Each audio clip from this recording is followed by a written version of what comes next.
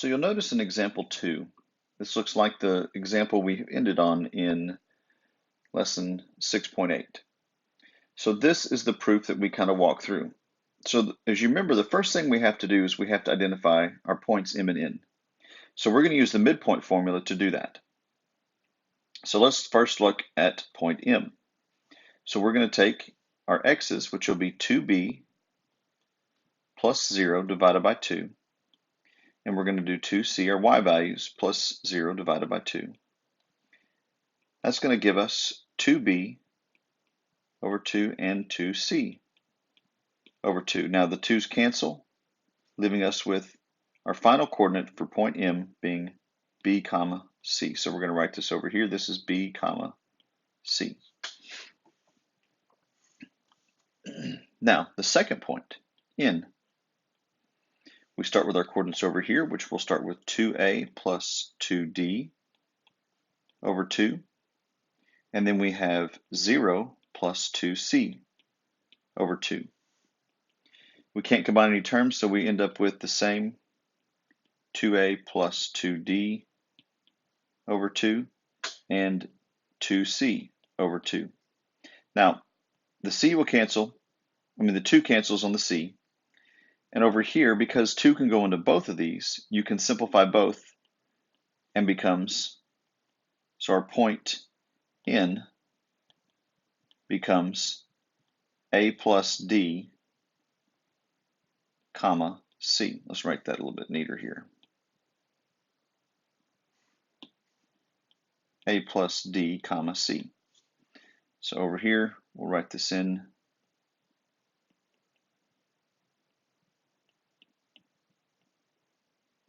all right, so those are the points that for m and n.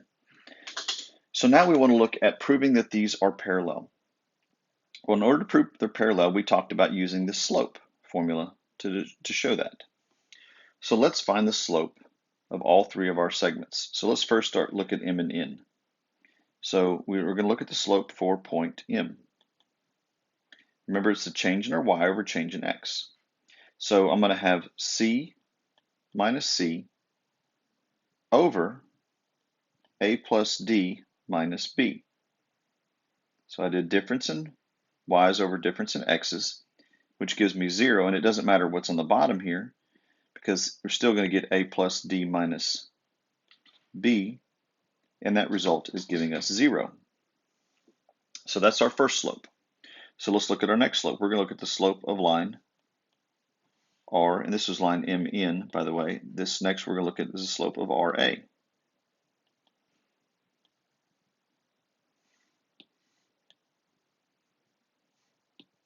So the slope, we're going to take a look at our y value. So 2c minus 2c over 2d minus 2b. Well, 2c minus 2d is 0, and this stays the same as 2d minus 2b, and anything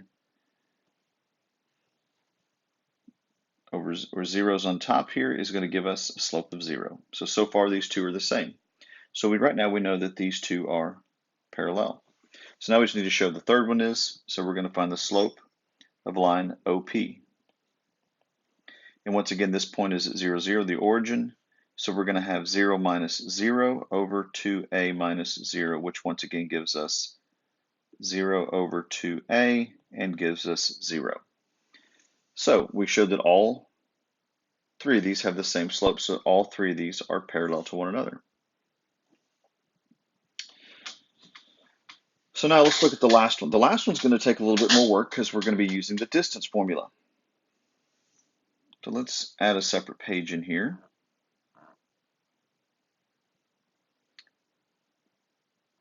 We'll add a separate page so we'll have a little bit more room. All right, so let's look here. The next thing we have to do is we're going to prove that that MN is in fact half of the sum of OP plus RA. So in order to do this, we have to find the length of each segment. So we're going to use the distance formula. So the distance formula will let us find the length of MN. So when you're doing the distance formula, it's best if you start from the furthest to the right, which is the biggest minus the smallest. So we'll have this segment over here, which is for Mn, is going to be A plus D minus B, all squared. That's my x values. And then my c values will be c minus c, all squared. Now, here's something you need to pay close attention to. The c minus c cancels and gives us a 0, and leaves us with this entire expression, a plus d minus b, all squared. Now, when this happens, because it's all squared, everything's grouped into here, the radical undoes the squaring, which means we're left with whatever's underneath. So our answer would be a plus d minus b. So that is the distance of Mn. So now let's find the distance of RA. And at the very end, we'll put it all together. So RA, we're going to start with 2d minus 2b, all squared. And then we're going to take our 2c minus 2c, all squared. And once again, this becomes 0. It's going to cancel out, and we're left with just the part underneath. So we have 2d minus 2b, all squared. And because they're whole thing squared, our answer would be just 2d minus 2b. So that is the distance of RA. And now we need to take a look at the distance of OP. So once again, we're using the distance formula. We're going to do 2a minus 0, all squared, plus 0 minus 0, or for our y values, all squared. So once again, this gives us 0, so that cancels, and we're left with just 2a quantity squared.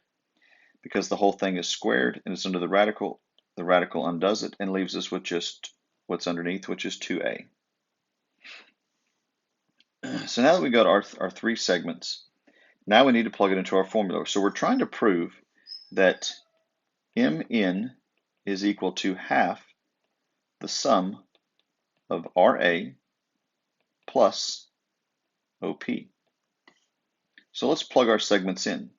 Mn is equal to A plus D minus B, equal to 1/2 of RA, which we said was 2D minus 2B, plus OP, which is going to be 2A. Now, we don't want to multiply both sides by 2 and get rid of our half here. We can do that. So it's one option here, but we were trying to show that the left half is equal to the right half. So because these all have a 2 in it, I can distribute the 1/2 and get rid of the fraction itself. So this will stay the same as A plus D minus B. And if we distribute this, we get half of 2D is just D, half of negative 2B is just negative B, and half of 2A is just going to be A. So are these two equal? Well, this is D minus B, this is A, doesn't matter the order A goes in, so A could be in the front. So yes, this does prove that these are congruent. Okay, so what we did is we did two things. We used the slope formula to show that all three lines were parallel, and then we used the distance formula to find and then compare our lengths of our segments, our mid-segment and our two bases, to show that they are in fact, the mid-segment is half of the sum of the bases.